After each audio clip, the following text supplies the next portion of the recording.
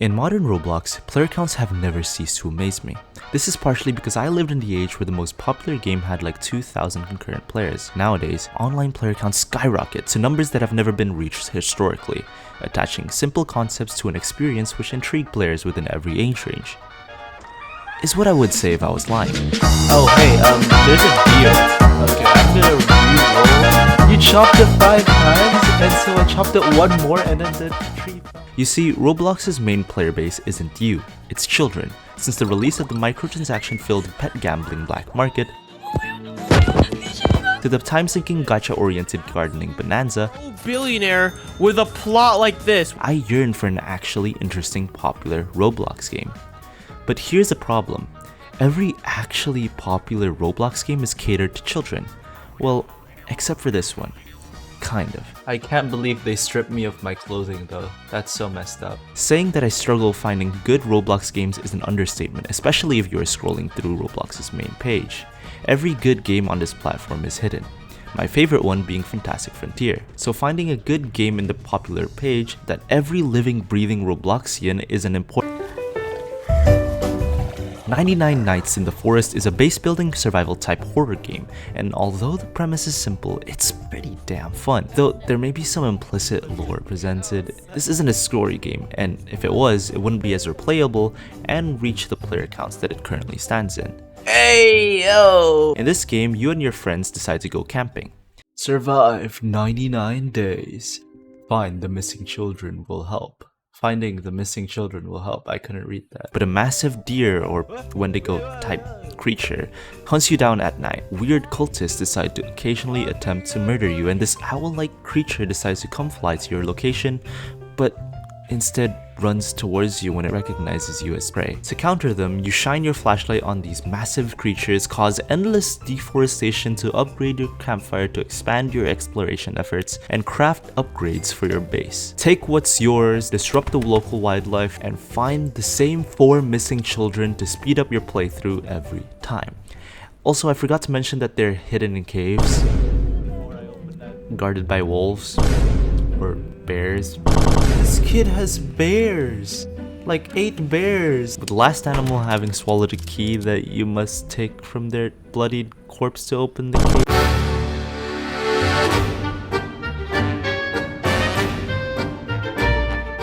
You can live a humble life as a farmer, get low poly drip, build beds you don't sleep in, build bear traps that you can accidentally step on, and take yourself to the next level of society, the Industrial Revolution. Claim the lands, build your oil rigs, and charge those aliens that definitely weren't here first with the cost of their lives. As we all know, they can only dream of having achieved the advancements that we've acquired. And remember, we do all of this to reach the 99th night. To reach the 99th night, it's practically impossible to do within a healthy time range without rescuing the children and building beds, as they add a multiplier to each night. For example, 1 day could eventually count as 5. But be careful, because as the nights progress, so do your enemies. The cultists get stronger, the deer gets hungrier, and the playthrough can get quite stagnant if absolutely nothing seems to be happening. Everybody. But everything just gets more difficult. The game builds on the creativity and joy of having to protect you and your friends, but not these wretched children. Into the fire you go. We've run out of food. Which is actually quite similar to older survival-esque building games on Roblox that were actually really fun as a kid in 2018. But the difference is that those games mostly consist of just building blocks around yourself.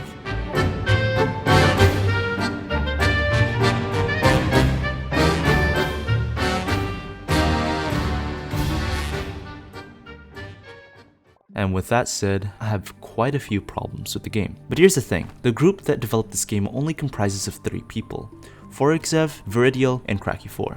And I partially know what it feels like to develop a game with only 3 people, so none of what I'm going to say is hate, just genuine criticism. The first problem is that the game disallows you from moving and removing your already committed builds. This can be a problem when you've built your base a certain way that allows the AI's pathfinding to take the route around your walls and into your home without touching your defenses.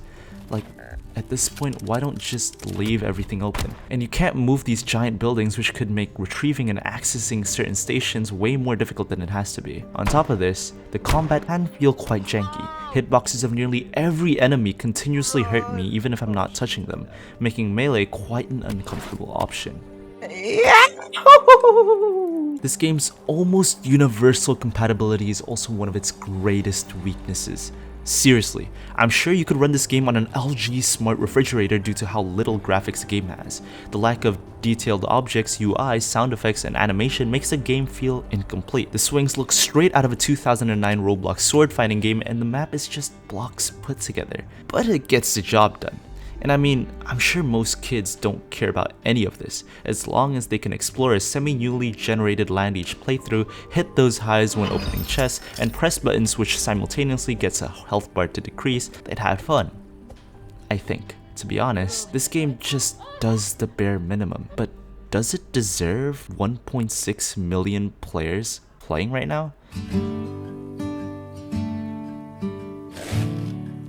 I can't fully review this because I haven't completed the game. I haven't built a level 5 crafting station due to the need to gain 4 different gem fragments. Oh my god, we need 2 more. I haven't unlocked whatever that anvil is, and I haven't seen what happens when you reach the 99th night. But I probably will at some point. Despite all of this, I genuinely think that this game is way more fun to play in comparison to every other player count record-breaking Roblox game. But the bar is on the floor. It relieves a large portion of the player base from scam-infested fields of bots and AFK simulators, as instead, this game requires you to strategize and maximize every second you have to survive 99 nights. Ever since I've tried this game, I've begun to realize that many of the current popular games are focused on creating time-sinking activities rather than microtransaction-filled slop, so although this step is in a good direction, I'm not really too sure where it's headed. But for all I know, it's fun. I won't lie. How many times do I have to click on this? Got him. But you didn't even finish chopping your tree. What are you doing grabbing my logs? What? I grabbed my log. You haven't chopped your tree. See, right when I just chopped your tree. It was gone. You're taking my log now. See, now Log. I can show you the recording. Oh, you can aim the flashlight at it. Run! Oh shit. It's already called Why? He spawned by. I won't lie.